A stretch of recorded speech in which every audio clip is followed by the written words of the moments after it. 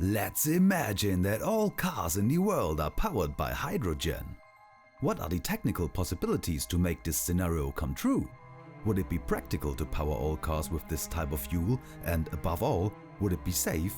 And last but not least, what impact would this have on our environment and the problem of climate change?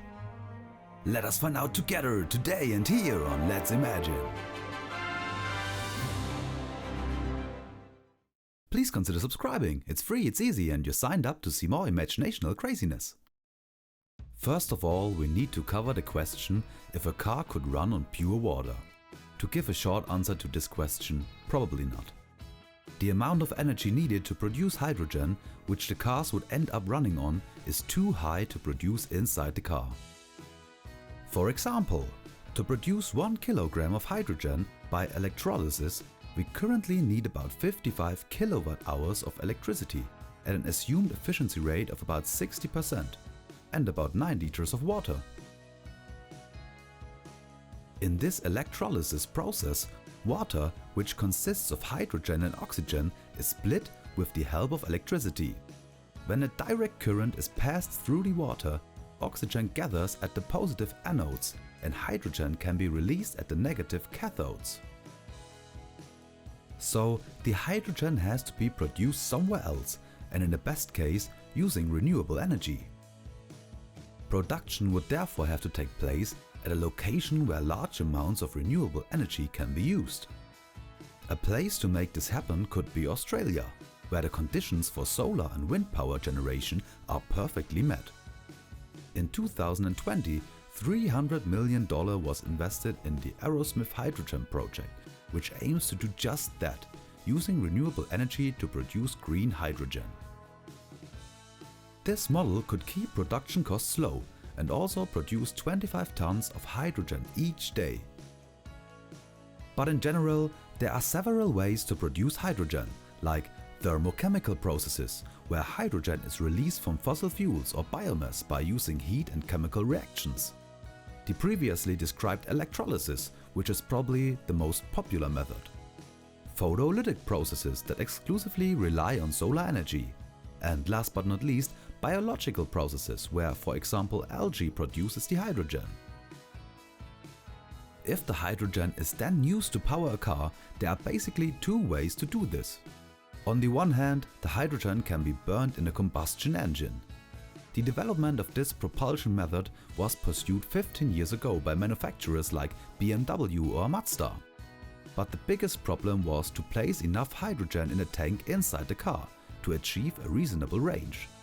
Another problem is that such an engine would produce nitrogen oxides, which are heavy pollutants. The other way to power cars with hydrogen is the fuel cell technology. In this case, the car is not powered directly by a hydrogen engine, but an electric motor is driven by such a fuel cell. It works by converting chemical energy into electricity and was discovered in 1839 by British physicist William Grove. Like in the electrolysis, a fuel cell has an anode and a cathode, but the difference is that the process is reversed this time. The hydrogen is oxidated, and this chemical reaction produces electricity to power the engine and water/heat as a byproduct. After we have covered the types of propulsion, we still need to check how the hydrogen gets into the car. Increasingly safe tank systems allow us to fill the tank in the car more easily under high pressure. In addition, various tests and inventions make the tank itself more and more safe. Special drain valves, or tests in which hydrogen tanks are shot at and release the gas without major problems, are just two discoveries that make this technology suitable for everyday use. So, the last thing to consider is the impact that this development would have on our world. At the moment, there are over 1.3 billion cars in the world. This makes them one of the biggest drivers of climate change at the moment. If all cars were powered by hydrogen, produced in a climate-neutral way, this emission could be stopped completely. We could have a lasting impact on climate change and greatly reduce our impact on the environment. Further down the road, other aspects of our lives could also be powered by this technology.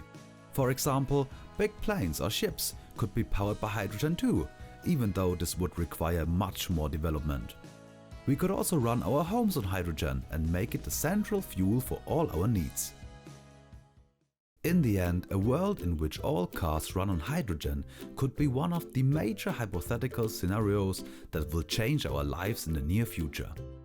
With the help of new technologies and constant research, more and more efficient ways to produce and use hydrogen can be developed. Even though we cannot fully predict the outcome, it is safe to say that we need to take all of these facts into consideration. The rest is up for your imagination.